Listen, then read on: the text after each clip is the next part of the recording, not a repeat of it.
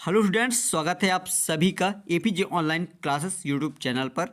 Class 10th विषय गणित का ये मॉडल क्वेश्चन पेपर है जो कि एमपी बोर्ड द्वारा जारी हुआ है। ठीक है, और इसी तरह से आपको सभी विषय के मॉडल क्वेश्चन पेपर देखने को मिलेंगे। और यदि आप चैनल पे नए हैं, चैनल को लाइक, सब्सक्राइब और दोस्तों के साथ शेयर करना ना भूलें, जिससे सभी स्टूडेंट का हेल्प हो सके। और इसमें एक बात मैं आपको बता दूं कि इस मॉडल पेपर के साथ आपको फुल सॉल्यूशन भी इसी वीडियो में मिलेगा।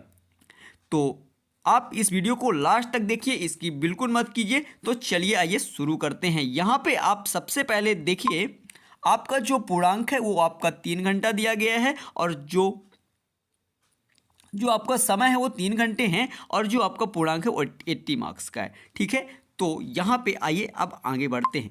यहाँ पे आप देख सकते हैं, आपको निर्देश दिया गया है, आप पढ़ लीजिए। निर्देश क्या है? सभी प्रश्न हल करना अनिवार्य है। प्रश्नों के लिए आवंटित अंक उसके सम्मुख अंकित हैं। ठीक है, प्रश्न नंबर इसी में तीसरा पॉइंट दिया है। प्रश्न क्रमांक 1 से प्रश्न क्रमांक 5 तक वस्तुनिष्ठ प्रश्न है। ठीक है, यहाँ पे चौथा पॉइंट है, प्रश्न क्रमांक 6 से प्रश्न 23 तक प्रत्येक प्रश्न में आंतरिक विकल्प दिया है। ये इंग्लिश मीडियम में जो भी स्टूडेंट है वो आप देख सकते हैं। ठीक है, चलिए आइए हम सीधे पेपर को दिखा देते हैं आपको। यहाँ पे जो आपका पहला नंबर में क्वेश्चन दिया है, सही विकल्प चुनिए। नंबर ये पहला है, क्या कह रहा है? संख्याओं 4 और 9 का महत्तम समावर्तक यानी कहें तो एचसीएफ होगा। तो आपको बताना है यहाँ पे, इसका मैं आपको आंसर बता देता हूँ, यानी ऑप्शन नंबर ए सही है, इसका आंसर यानी 1 होगा। ठीक है, नंबर दूसरा क्वेश्चन क्या है देखिए, यदि किसी द्विघात बहुपद ax वर्ग प्लस bx प्लस सी के शून्यक अल्फा और बीटा हो तो अल्फा प्लस बीटा का मान होगा। तो यहाँ पे आपका option number c right answer है, यानी -b/a। ठीक है, चलिए आइए यहाँ पे देखते हैं इस आपका जो तीसरा नंबर है, क्या बोला गया? रैखिक समीकरण युग्म a1x plus b1y plus c1 equal 0 तथा a2x plus b2y plus c2 equal 0 के कोई हल ना होने की शर्त है। तो यहाँ पे ये ऑप्शन नंबर आपका बी राइट आंसर है। ठीक है, a1/a2 बराबर b1/b2 बराबर नहीं है c1/c2। ठीक है, चलिए आइए अब बढ़ते हैं हम आगे। यहाँ पे जो आपका चौथा नंबर है, क्या बोला? एपी 4 2 0 -2 में सार्वंतर है, यानी ये समांतर श्रेणी में आपको बताना है इसका सार्वंतर क्या है। तो ये ऑप्शन नंबर आपका बी राइट आंसर है। ठीक है, -2।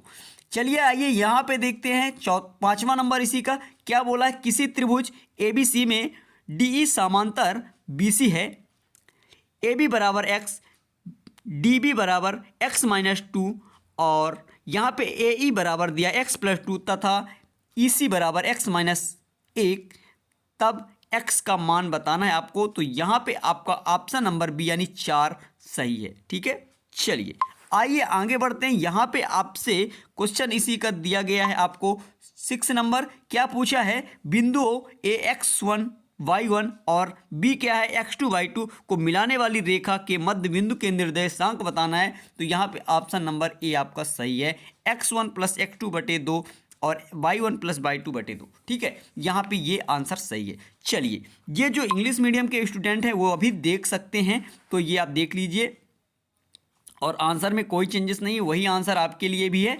तो ये रहा आपका, ये आता है रिक्त स्थान। ठीक है, तो रिक्त स्थान भरना है आपको। तो देखिए, पहला है भाज्य बराबर, यहाँ पे आपको भरना है भाजक। ठीक है, क्या भरना है? भाजक।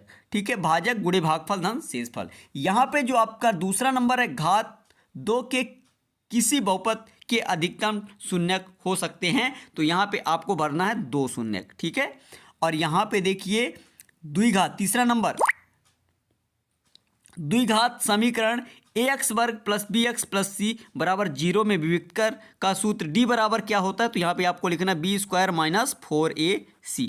ठीक है, तो इस तरह से इसको भर लेना है। आइए इसके बाद यहाँ पे जो आपका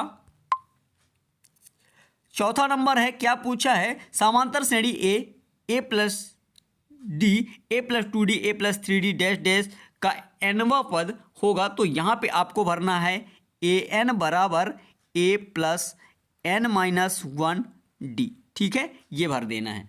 चलिए आइए आगे बढ़ते हैं, और यहाँ पे अब हम बात करेंगे आपके ये 5वें नंबर की। ठीक है, तो यहाँ पे 5वां देखिए, वे सभी आकृतियाँ जिनके आकार समान होते हैं परंतु इनके माप समान होने आवश्यक नहीं है, डैश डैश आकृतियाँ कहलाती हैं। तो ये लिखेंगे समरूप आकृतियाँ। ठीक है, यहाँ पे आपको इस वाले में भर देना है क्या, समरूप।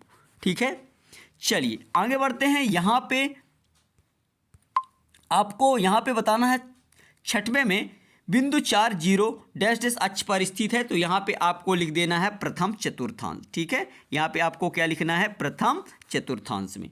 इसके बाद आते हैं 7वां नंबर इसी का, वृत्त की एक छेदक रेखा वृत्त को डैश डैश बिंदुओं पर प्रतिच्छेद करती है। तो यहाँ पे लिखेंगे आप 2 बिंदुओं पर प्रतिच्छेद करती है। चलिए इस तरह से कंप्लीट, ये इंग्लिश मीडियम के बच्चे देख सकते हैं। यहाँ पे आ जाता है आपका सही जोड़ी बनाइए। तो सही जोड़ी आपको ध्यान से बनाना है। तो यहाँ पे आइए मैं बता रहा हूँ क्या लिखा। पहला लिखा है कॉसेक स्क्वायर थीटा -1। इसका आपका जो आंसर है वो आपका आंसर नंबर हो जाएगा ई कॉट स्क्वायर थीटा। यहाँ पे सेक थीटा बराबर होता है 1/cos थीटा और 1 माइनस कॉस स्क्वायर थीटा क्या हो जाएगा, साइन स्क्वायर थीटा। ठीक है, इसके बाद कॉट 30 डिग्री का मान जो होगा आपका करनी 3 और कॉस 90 माइनस थीटा होता है साइन थीटा। और यहाँ पे ये 6वें का आंसर हो जाएगा 2। ठीक है, इस तरह से ये कंप्लीट होता है। आशा करता हूँ यहाँ तक आपको क्लियर हो गया होगा।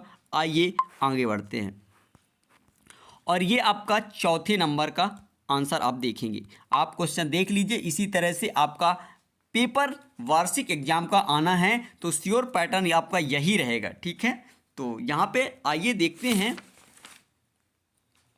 तो यहाँ पे आपका क्या भरना है, ये देख के आपको चित्र में बताना है कि दिए गए चित्र में बहुपद px के लिए y बराबर px का ग्राफ दिया है, px के शून्यकों की संख्या बताना। तो यहाँ पे आपको भर देना है क्या, 1। px के शून्यकों की संख्या क्या है, 1, क्योंकि यहाँ पे एक लाइन टच हो रहा है। ठीक है, इसलिए 1 होगा। आइए आगे चलते हैं। यहाँ पे आपको बताना है ये दूसरे का आंसर क्या लिखा, 2 चरों में रैखिक समीकरण का मानक रूप लिखिए। तो यहाँ पे इसका मानक रूप हो जाएगा ax + by = c। ठीक है, ये रहा। इसके बाद यहाँ पे जो आपका तीसरा नंबर है इसका आंसर क्या है, देखिए क्या लिखा गया, किसी द्विघात समीकरण के विविक्तर का मान 0 है तो इसके मूलों की प्रकृति कैसी होगी। तो यहाँ पे आपको लिखना है बराबर, बराबर या समान। ठीक है, मैं बोल देता हूँ, आप लिख लीजिए बराबर या समान। चलिए यहाँ पे आपका जो आता है चौथा नंबर, वृत्त की परिधि का सूत्र क्या होता है। तो यहाँ पे आपको लिखना है 2πr। ठीक है, यहाँ पे आपसे पूछा गया है 5वां नंबर, शंकु के आयतन का सूत्र। शंकु के आयतन का सूत्र आप लिख सकते v बराबर 1/3 πr² h। ठीक है, तो ये आप इस तरह से लिख देंगे। आइए आगे बढ़ते हैं और यहाँ पे हम देखेंगे आपका 6वां नंबर 3 3 4 5 5 का समांतर माध्य होगा। तो यहाँ पे इसका आंसर हो जाएगा 4। ठीक है, आइए यहाँ पे देखेंगे 7वां नंबर, किसी निश्चित घटना की प्रायिकता का मान कितना होगा। तो यहाँ पे आपको भरना है 1। ठीक है, इस तरह से आपका ये प्रश्न क्रमांक 4 कंप्लीट होता है। आशा करता हूँ यहाँ तक आपको समझ में आ गया होगा। आइए इसके बाद हम देखते हैं 5वां नंबर। 5वां क्या है, देखिए सत्य असत्य लिखिए। यहाँ पे आपको सत्य असत्य बताना है। तो पहला नंबर ऑप्शन जो आपका क्या है, सही है। दूसरा आपका क्या है, ये असत्य है, पहला सत्य है। ठीक है, और आपका जो तीसरा नंबर है, गोले के संपूर्ण पृष्ठ क्या है 2πr होता है। तो नहीं, ये नहीं होता है, तो ये क्या है, असत्य है। ठीक है, यहाँ पे आपका जो चौथा नंबर है ये भी क्या है, असत्य है। ठीक है, इसके बाद आपका जो 5वां है क्या कहा है, किसी वृत्त की अनंत स्पर्श रेखाएं होती, ये बिल्कुल सही है, सत्य है 5वां नंबर। इसके बाद 6वां देखिए, 6वां नंबर भी आपका क्या है, सत्य है। तो इस तरह से आपका कंप्लीट होता है। आशा करता हूँ ये आपको समझ में आया होगा। तो चलिए आइए मैं आपको क्वेश्चन दिखा देता हूँ फटाफट से, इसके बाद मैं इसका पूरा सॉल्यूशन दिखाऊंगा। हाँ, एक बात मैं बता दूं, आपको अथवा सहित का आंसर मिलेगा, जिससे आप तैयार कर लेते तो आपका एग्जाम बहुत बेहतर होगा। ठीक है, तो यहाँ पे देखिए ये क्वेश्चन दिया गया है। इन क्वेश्चनों का अभी आपको आंसर भी इसी वीडियो में मिलने वाला है, तो वीडियो को लास्ट तक देखिए, इसकी बिल्कुल मत कीजिएगा। चलिए यहाँ पे देखिए फटाफट से, ये रहा क्वेश्चन नंबर आपका 7, ये रहा इसका अथवा, ये 8वां 9वां 10वां 11वां 12 13 आप देख सकते हैं आराम से वीडियो को रोक के। इसके बाद ये रहा आपका क्वेश्चन नंबर 14, ये 15, और इसके बाद ये आपका क्वेश्चन 16, 17 और ये रहा आपका क्वेश्चन 18। ठीक है, इसके बाद आगे बढ़ते हैं। ये रहा आपका क्वेश्चन नंबर 19, 20 और इसके बाद ये रहा आपका क्वेश्चन नंबर 21, ये 22 और 23। ठीक है, इस तरह से ये कंप्लीट होता है। आशा करता हूँ ये वीडियो आपको पसंद आया होगा।